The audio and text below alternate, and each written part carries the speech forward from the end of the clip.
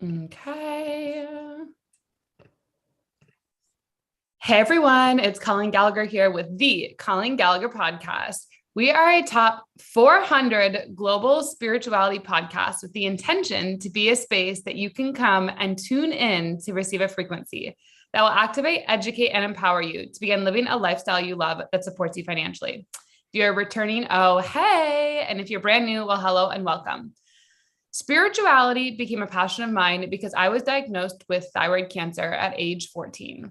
And after 9 long years of suffering, I self-healed my body, mind, and soul. So in these episodes, I bring you my own voice, as well as people I meet along my journey to offer perspective, inspiration, and real-life proof that when you choose to follow your dreams, you say yes to what is inside of your heart, that you will begin to create a lifestyle that is wildly impactful, fulfilling, and abundant beyond your wildest dreams. We cover topics from health and wellness, digital marketing, new age spirituality, global development, and pop culture current events as it relates to the Great Awakening. So get ready, tune in, subscribe, and make sure to leave us a review to let us know what you're loving. You can always email us on my website, www.colleengallagher.co, to request episode topics and let us know how everything's going. I love you and thank you for being part of this global community. I'm so excited for the day I get to meet you and give you a hug. And with that, you all, we are on episode 112. Like what? Like it's just out of my mind every single one. I'm like, we're in the hundreds and now we're growing and it's happening. And I'm super excited because today we're going to have a conversation with someone who is actually one of the first people I met in LA after moving here, which is super amazing to even see like his growth and what he's doing. His name is Noah Scott, and he is the host of multiple retreats around the world, connecting high-profile entrepreneurs and speakers. Noah has become a master of creating powerfully immersive experiences. His elaborate background in marketing, design, film, and entrepreneurship allows him to be an ideal sounding board for any stage of the entrepreneur's journey. He is also the founder of the Big Possible podcast, which I was on an episode, so you guys can double binge watch us by listening to mine and then going over to the Big Possible and listening to us. And I'm just super excited to welcome you, Noah, and talk about your experience. So thanks for coming here and gifting us with your presence. Colleen, this is an absolute honor and privilege to hang out with you from across the world now. But yes, I think it was literally like the day before you were moving to LA that I think we met. It was wild. Yes, but yeah. Cool. So how Noah and I met, I'll tell you guys. So we went to this mystical event. I don't even know what to call it, but and we didn't go together, but I went with my friend Anna. I just got my little Airbnb. It was like a cottage Airbnb. I remember that you could see the Hollywood sign and I'll tell you why this is relevant later. But anyway, so Noah comes up to me, my friend, he's like, you guys are like gliding on a spaceship. And of course, for those of you know, like I'm already an alien, and Noah like says this, and my friend Anna and I were like, okay, this guy's in, like he's in for the night. He's our friend, like he's allowed. So we like got his information and we were going the next night again. And I don't think you were, I think you had another event or something. But you came over, we're like talking and we were all hanging out. And then we like kind of parted our ways to go to different parties, which was so funny. And You were working at marketing and you've actually taken a few of my headshots. So if you guys go back in my thing, Noah was actually one of the photographers for my headshots. And now you're like doing the things. The things. I think what's really powerful to start off with is like, what really started you to be like, there is more to this life and I've got to figure this out and I've got to take it regardless of the money, regardless of having the 9-to-5 job, the security. Like what was that moment of like, this just has to happen? I know it was a process for you, but I feel like there had to be a moment. It's interesting. Like when you really think about life we're constantly given opportunities. Sometimes we take those opportunities and we fail. Sometimes we aren't ready for them. And then other times you don't have a choice. There's a burning desire that's been building up for so long that even though you're not ready, you still have to just take the leap anyway. And so that's really what my story's been. There's been a series of wake-up calls, a series of moments where I just had enough. And it's like, let me try this wild, crazy thing. From in my 20s, I was a complete delinquent. I was just, lost going out to parties every weekend, trying to make it as a model. And what happened was I was just looking for validation outside, and I had no idea how to find that validation within. And naturally, when you require so much from the outside to feel fulfilled and happy, when something leaves in your life that's important, like in my case, it was an ex-girlfriend. Usually most of the wild things that happen are usually because I just end a breakup and then like my identity is shattered.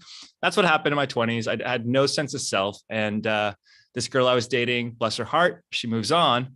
And that was a wake-up call for me. I spent like a year just in the dumps. And finally I was like, okay, I got to do something to change this. And so I walked across Japan filming a documentary. That was like my first, okay, let me actually not listen to whatever everyone else has scripted for my life, and let me start to just figure that out. What is my own calling based on actions that are, my heart is telling me what, my passions are. And so I walked across Japan, and it was like an eat, pray, love experience. I finally felt connected with myself. I did the hardest thing I've ever done, which is finish this 500-kilometer journey. And along the way, I got these inspiration to come back and start a production company. That was my first foray into official entrepreneurship, I think. And it was pretty successful. We quickly became LA's #1 short film house, making short films for actors. But then I got bored and I'm like, all right, what do I do next? We've made a feature film, and that was kind of the pinnacle. And now it was time for another redefining moment. And that's when I took the safe road and I got a job at a marketing agency. 4 years go by. And naturally in this time, I'm learning, I'm growing. I have a mentor. He's one of the best marketers. So I'm able to work directly with him. So this entire time I was kind of like deluding myself to saying, okay, I have this sweet job. I have this cool title. And even though my heart's not fully satisfied, I was giving myself this silver lining on the operation. And so I just ignored all the signs that were in my heart that, okay, I got to go start a business. I got to start my next thing, find something that I'm really passionate about. And what happened is that entire 4 years, my testosterone levels just dropped. My risk-taking ability just went out the window. I was playing safe. And I think that was a slow boiling pot that finally it was time to take the lid off. And that was really when the Big Possible was born. I was tired of playing small.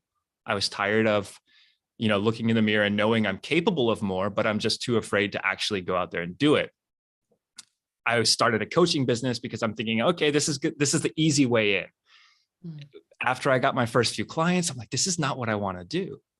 And so I'm sitting here talking with my coach, and I remember this moment because it really is one of those moments that it's the lightning bolt hits you, and you're like, okay, I don't have any more leeway to half-ass this. I've got to go all in.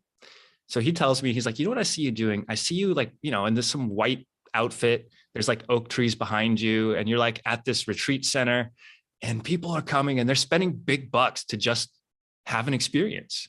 You're connecting them with the moment. You're giving them a little bit of a show. You're making them feel important. You're connecting them with other people. And I'm like, what's crazy? That's what I've been writing in my vision for the last decade.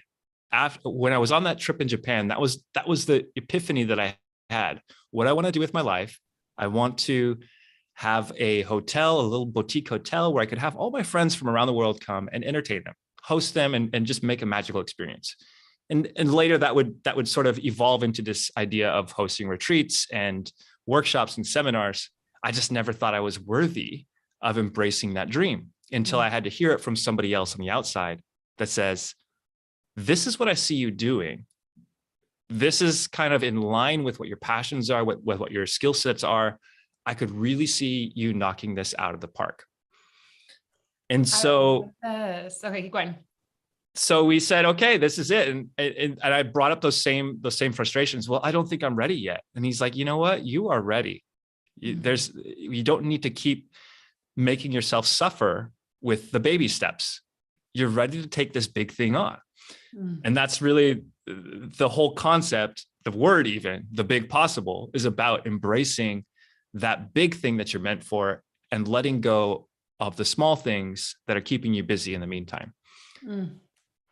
It's so powerful. And the first thing I was going to say, thank you for sharing that, because those of you who are listening know we have a lot of men in this audience. And so if you don't mind, like, how would you mind saying your age? That way you can just look at the timeline. Yes, I'm 39 and So, I'll be 40 in like, what, 3-4 months? Wow. Yeah. So exciting. And I'll be 29. But I love what you shared. And I think for the men listening, because a lot of the men here, you guys are like, what, 35, and I have all the way up to like 60. So what I love about your story, and I love you sharing, is like, you're like this first decade, 20s, which was mine. You're like, I basically was whatever. And a lot of you, I feel like, judge yourself being like, I have a decade, or I have like so much more than Colleen. How could I change it? And the reality is all you need is a willingness to shift your shift. That's all you need is a willingness. And if you have a willingness to be better, to shift something, to want to live a life like this, you can do it. And I love because it really has happened so quickly for you, even though in the moment, it probably doesn't feel like that. But I want to talk about something really specific that you brought up, which about the validation. So a lot of the men here, and honestly, it's biology for women and men, but biologically, it's a little bit more for men because men receive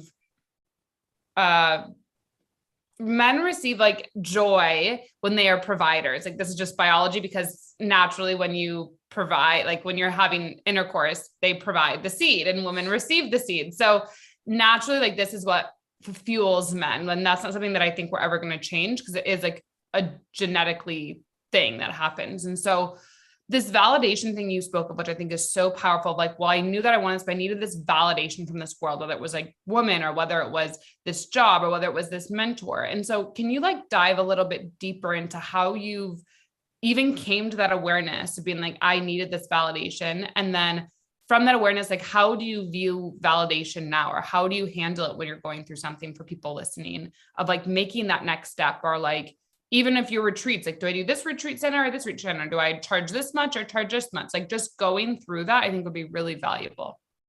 Yeah. And I think that the phrase that I'll start with is a phrase that I heard from my coach when I first started working with him. The very first session we had was, all judgment is self-judgment and all validation is self-validation. And he's a coach for men. So it's definitely geared towards a men's psychology, but you really, when a man gets depressed, when a man gets sad, it's because of the self-talk that we're telling ourselves. It's like, I'm not good enough. I'm, comparing myself to other people. I'm looking at my own timeline with regret, or I'm trying to become something rather than being happy with who I am. And that's, I think, the crux of it, right? So having the awareness to, instead of looking at your life on this linear timeline and either looking in the past or the future, trying as hard as you can to become aware of this current moment and what we're doing on a day-to-day basis in terms of making that 1% improvement, investing in the things that are not a distraction from your overall mission, but the things that are actually in line with where you want to go. Mm-hmm. And so I get down on myself all the time. In fact, I mean, I'm in Bucharest right now, and it's like the land of like the most attractive women in the world are here. So I'm like, okay, I'm trying to focus on my business, trying to grow this business. But the second I step outside, it's just like this, like pinball machine of gorgeousness. And I'm like, oh, and I got to put my, job back up. Yeah. And like, I went out Saturday night and I'm like, okay, I'm just going to go out, have one drink. And it ended up being like, I'm out till 3 a.m. And I'm like, oh man, now, so I sit here Sunday without energy, and I'm judging myself because of this decision I made. That you have to let go of the mistakes that you made, the things that you choose to be a distraction. You really just need to let go of that as a form of judgment. And then instead use that as an understanding that, okay, we slip up now and then. That's okay. What's important is that you get back on the horse and you continue forward down the path that you want to go. And every single time one of these distractions pops up, you push it off to the side. Okay. And every time you do that, that's another victory point. You congratulate yourself for that, and just focus on the gains that you're making along the way. And that's really where validation comes from. It's a constant battle. It's a flight of Icarus. It's not something you do one time and that's it. Every single time you start to get too close to the sun, either your life gets manic, you start to get a little bit sloppy in terms of taking care of your personal habits. then all you have to do is you start, and that's when you get too close to the sun. Now it's time to tighten up. You build your habits, your discipline back up, and eventually you might start to get a little down, you get a little depressed, and those habits, those discipline will keep you on the right course. So course correction, not, don't judge yourself, but just constantly iterate and constantly correct so that you're on the right path. I love that. And I just did a reel on Instagram saying, like, if you could just be 1% better every day. And I'd also say, from what you said, of like, it's also challenging when you are traveling the world, because I obviously did that for the first year of my business. Sometimes I argue, obviously this is something that you can only know internally, but it may look like a distraction. But when you are actually being present in the moment, you staying out till 3 a.m. and having that experience and having that memory and having those conversations or dancing or whatever that it was, that may have actually been the right thing for you. And even though, let's say Sunday, yes, it's a recovery day, but the inspiration you got from that time of what that content would produce or what that memory will offer into your life for vision or for photography or for a million things that it could have been, is also something that I think we don't take into consideration. Because when you're used to the corporate realm, you're like, well, I can't be out till Saturday at 3 a.m. I have to be up doing this. But like, when you are living the creative path, like, it does look like that sometimes, you know what I'm saying? It does look like that you're going to be out late or doing this or whatever that it is. And it's not wrong. I think that's the biggest thing. It's like not making ourselves wrong for it. Yeah. Don't give yourself that burden of judgment. Yeah. Like, release that from your head. And now what happens is all the space in your mind is now open for validation. It's really, that's it. Like, we only have so much room in our head, and there's only so many thoughts that we can think of in a day. So if we let go of the thoughts of judgment, all that's left is thoughts of validation. And that's really the game that we have to play. And like, I want to, go ahead. No, go okay. ahead. So I lost it. Go for it. You were saying, you were saying like, when what we've lost in our head is validation. And then you're going to say another sentence. I forgot it. It's okay. Okay, sorry. I was like, okay, what I was also going to say, I wanted to shift into it. Also, from a more tangible aspect, like, how is the transition and validation from receiving, let's say, a paycheck every 2 weeks to, let's say, now you could receive it any day, possibly even working up to receiving it every day? Like, I know that was such a fundamentally hard transition for me, because you're like, well, I'm used to, no matter what I do, I'm going to get this paycheck, where now it's like, shit, it's just me and it's me alone. And until I build something that's like functioning on its own, like, it's just me. And I'd love for you just to talk about that mindset shift, because I think a lot of men, when especially the paradigm is producing, providing, and that's what makes me a valid human to be living, to then go into a creative aspect, it's a shift. It's a total transition. So I'd love for you just to speak on that a little bit. I love that question. It's really a mindset around risk taking and thinking for the future. So to start with, I'll share a story of fable, I guess, of an Egyptian pyramid builder. So there was a guy, he had 2 sons. The pharaoh had 2 sons, or I don't know, maybe they're cousins or something. And he's like, okay, boys, I'm going to give you a big project. You both have to go out and build a pyramid, and you have 10 years to do it. But here's the thing, you have to do it yourself. You can't hire anybody. All the work has to be done by you. And whoever builds the best pyramid, I'm going to give them riches. I'm going to make them like the hero of the realm and all that stuff. So brother 1, he's like, I got this. I'm going to go out to do this. And he runs out super fast, and he just starts carrying the biggest rocks he can. And he lays this foundation, and he's working every day, and boom, boom, boom. He just puts all the rocks down. And number 2, you don't see him. He goes into the workshop, and he's just like doing something. Nobody knows what he's doing. Brother 1 is like, man, what's he doing? He's going to be lazy. Well, whatever, it's his loss. And he keeps building his pyramid, and he builds his whole foundation. All the villagers are like, man, this guy's got his act together. This is amazing. But he runs into a problem when he gets to the second level. The blocks are too heavy for him to lift up, and he can't figure out how to do it. So he trains himself to get stronger, but it's just getting slower and slower and slower. And so what happens is he starts to have really big diminishing returns while he's building this pyramid. Meanwhile, he's like, what's up with my brother here? Like, where's his pyramid at? His field is still empty. So he goes and checks on him, and he's got this like laboratory set up, and he's like working with this little gadget or something. And he's like, what are you doing? Like, I'm building my pyramid. And the guy leaves, and he's like, okay, this guy's crazy. I don't know what he's doing. So years go by, And the second brother has continued, or the first brother that's building that, he's continued to run into complications. It's harder and harder for him to lift the stones up. But this other guy finally gets out of his workshop and he's got this contraption.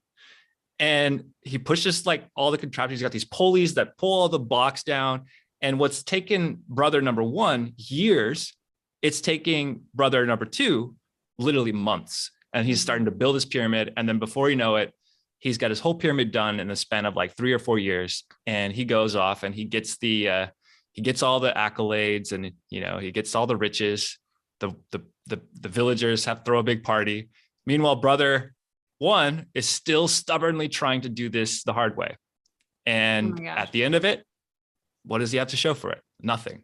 The pyramid is not done. It takes him, by the time the time runs out, he still hasn't finished. That's how most of us live our life. We just don't think about how to invest for the future, how to take the big risks that are going to build a system so that we can enjoy a bigger operation. So we get stuck, we work in the job, we just quietly accept the scraps from the table, and we use our time to make the most of it. So sometimes you have to step back, think about how you can take a risk and build a system that's going to bring you more fulfillment throughout your day-to-day.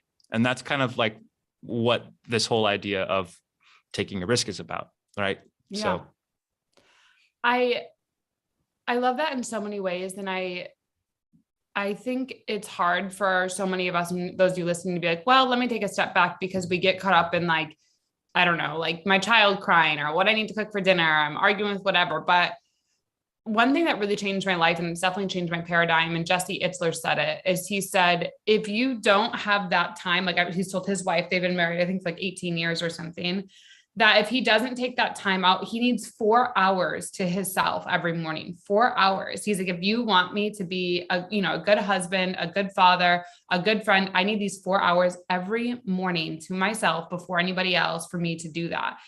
And it's easy to make excuses, but the truth is like the universe isn't going to respond to your desires until you begin to show a different action. It's like you have to input the action for then a different result. And so I definitely agree with what you said of like having that space to reflect and what is the risk and system I want to create. For you, it was like a boutique hotel or a boutique retreat center, but if you never took that time in Japan, you never took the time to be like, I don't know. I don't really know why I'm even investing in this coach or have the money for this coach. I'm going to make it happen. If you never did that, you wouldn't be traveling the world where you are now. So it's like, it's interesting because I think people look at something like us when we were like, oh, I traveled the world and that's how I started my business. And they're like, oh, you're so lucky, or you must whatever. But it's like, no, there were like years that were invested before that, before it could just happen. And so I think that's really important with what you shared. And then the next kind of part I'd like to transition to is kind of what are you covering in your retreats, or what can people expect if they go to your retreats? I'd love for you to share that and highlight you. So people know, if they want to reach out or feel called to it. Totally. Yeah. I'll jump into that real quick. I just want to share one easy thing that you can do is a question. Sometimes asking better questions really opens the door for more clarity. And one question you can ask yourself is, if I had all the time in the world and money or shelter, food and shelter were taken care of, how would I want to spend my time? And if you start doing those things, because the reality is we have all the time in the world. Yeah. It's just a matter of how we choose to spend it. And so if you ask yourself that, start doing the things that you answer, and before you know it, you're going to get a little bit more clarity in terms of where you want to go. Okay. So what happens at the retreats? It's really it's an incubator for building connections ultimately. So I really think that as an entrepreneur, it's a lonely game at the top. We so often settle for the relationships that are just thrown at us rather than actually intentionally curating, because it's a lot of work. It's a lot of work to find people that match your values. It's a lot of work to, invest, to go to different conferences. It's like trying to find a needle in a haystack to find a good supportive network. So what I've created at the retreat is really a place and a container for powerful, like-minded entrepreneurs to come together. And I curate everyone that shows up personally with an interview and an application process, obviously. So it's like, you're going to be surrounded by epic people. Yeah. And then over the span of 4 days, you're pampered with luxury. We've got, incredible villas, chefs. You're opening up to these cultural expansion activities like, amazing cuisine, fun activities like we're going out to Tulum in November. So we're going to be like snorkeling in the cenotes, hanging out on crystal clear waters. But all of that is really designed to, expand your professional horizon as well as your inner personal development as well. So we'll have speakers, all of that, plus the connections that you're going to make. So it's like, really, if you think about it, that's the heart and soul of it. There's 20 amazing people. You're going to walk in, everything's going to be facilitated. So you can really just focus on maintaining those connections, maintaining those relationships. And then you're going to soak in all the wisdom from the speakers. So that's it in a nutshell right there. Yeah. And I would share for anyone who feels called, and a lot of these retreats, I mean, I haven't gone to yours, but let's say like when I went to the ones that really changed my life, it was called Soul Remembrance and Be Your Brand. And both those it was a $10,000, $8,000 investment. And Soul Remembrance would like totally change my life. So these experiences, like you said, they are a needle in the haystack. And when you feel it, when you're listening to this, like, I feel like I need to do something, I highly recommend reaching out to Noah and be able to, talk to him about going to one, because getting around an environment of people that you can finally like breathe and let go and just not have to put this wall up of pretending to be someone you're not, that's when your deepest transformation occurs. So I highly make sure to reach out to Noah for that. Also, make sure to subscribe to the Big Possible podcast. And then, Noah, is there anything else you want to share or offer or leave before we wrap up?